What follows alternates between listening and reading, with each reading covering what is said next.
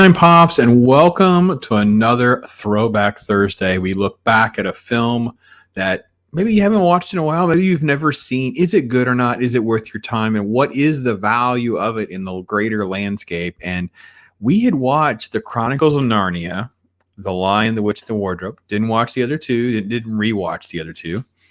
And I was just thinking about this film is really, really good, especially to get kids into fantasy before they get into Lord of the Rings, right? Especially if you have the kids that are in that, like, I don't know what the ideal age for this film is, maybe 8 to 12, kind of like that, just the precursor to a Lord of the Rings, only because of like the violence part. Like, the film, I mean, obviously Lord of the Rings is the GOAT, right? It's like the best. And I'm not trying to put Narnia on that level. I'm just trying to say this is a great way to stimulate imagination and the thought of fantasy worlds and allegories and having conversations about, what do you think this means? What do you think that means? I think it's just a great film for that. So wanting to revisit the film. It was in 2005.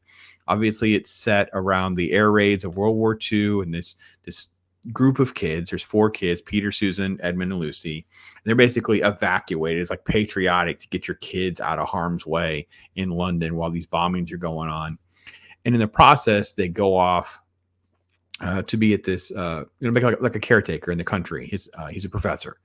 And they're playing hide and seek, and they find this wardrobe. Lucy, the youngest girl, does. And in doing so, she opens the gateway to Narnia, this incredible land where a white witch has cursed the land to basically have a never-ending winter. They don't have Christmas.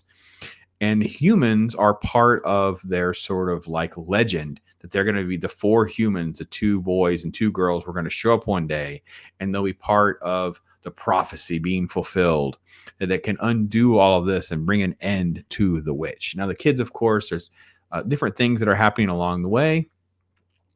And what is interesting is the dynamics of jealousy, the dynamics of innocence, all being part of this. The film itself obviously has just incredible performances, by the way. Talk about a movie that, as I was rewatching it, I hadn't really thought about it. I hadn't really given it the kind of attention that it deserves. I mean, Andrew Adamson is coming off of doing like the Shrek movies. He did the first 2 Shrek movies, and then he got this done. I don't know if it was a passion project for his or not. And there are bad CGI moments and some bad green screen moments, sure, especially where the water and stuff is. But Tilda Swinton is amazing as the witch. I mean, her scenes are really, really good. I really enjoy Liam Neeson as the lion, as Aslan. I think he's great. He's basically this, messianic Jesus figure and metaphor. It's a very emotional journey, especially for kids, right? Of his sacrifice and what he does and why he do it. Obviously, this is either the first or one of the first films for James McAvoy. James McAvoy, of course, he's really an underrated actor. He's got phenomenal stuff on his resume.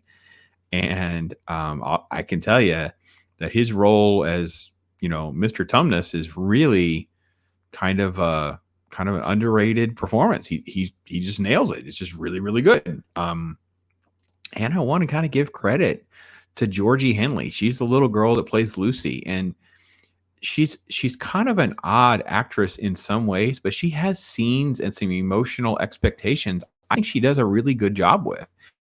I'm not a fan really of the actors, the child actors in the other 3 roles. Noah Huntley plays like the adult Peter, which is, I didn't realize that was who that was. I've actually interviewed Noah Huntley. It's like, wow, I didn't even ask him about this. But you have a great voice cast, you have great execution on at least the scale of what he's trying to accomplish with this film. It definitely did amazing at the box office. I mean, I think it was a very expensive movie to make, a very expensive movie for them to get the studio to, kind of get into. And at the time, I mean, it was just a massive box office opening. It is a little, I don't want to say frustrating or scary or however you want to look at it, that it's under the ownership or the auspices of Disney. I know there's been talks of doing a TV series and other movies again, mostly through Netflix. So I'm not quite sure where we're at with some of the licensing and some of the plans of how this franchise can be revisited, because right now with the modern sentiments, I don't really want to see Narnia redone. I just don't. I can't see them doing it right. They'll change things. They'll make some of the animal characters have social agendas, and or sexuality will come into play or things like that. It'll be more like, let's make C.S. Lewis's work for a modern audience and things like that. And it's just one of those things where a film like this kind of came. We don't talk a lot about it. Obviously, once Lord of the Rings cast such a big shadow, that probably got this film greenlit, right? It was like, well, give us another high fantasy. Get us something that we can do, right? If Warner made that money, we can do something. What do we own? What can we buy? I think that if it was today, they would probably botch this more than they did at the time. And I will admit there's a massive fall off, obviously, with Prince Caspian and The Voyage of the Dawn Treader, with not only their quality, but also their performance, things like that. And I really don't have any interest really of revisiting those right now. I'm not saying I won't, but I'm talking really exclusively about the first film. But the point of the Throwback Thursday was to just remind you of some films maybe you haven't seen, challenge your thought processes, see your comments and suggestions. And what do you think of my theory? Is this a really great gateway for fantasy for kids? I mean, obviously there's the animated Hobbit, right? And I'm not trying to say that Hobbit and Lord of the Rings, anything like that, are like not kid friendly, but let's just be honest, they're more like a PG-13. This is something that little kids could walk. They're going to love the animals. They're going to love some of that. And there is some tension and things like that. So yeah, no, I think it's a great film for what it is. Like it's a very solid film with a rewatch with the right kind of expectations. I don't expect this to sort of be, the kind of quality standard that other films now are held to. Because it was, it's been like, it's 17 years, 2005. So it's Christmas time, 2005. And I remember my kids loving this. I remember they had like a touring exhibit where they had brought in the wardrobe and different props, armor the kids wore. I think they brought in the witch's chariot. And we went to this, took the kids. They had set up this like walkthrough area where you can see all these things like a museum presentation. And they walked into this like bubble thing.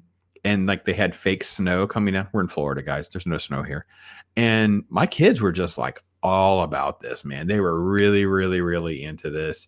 My youngest daughter would have been 3.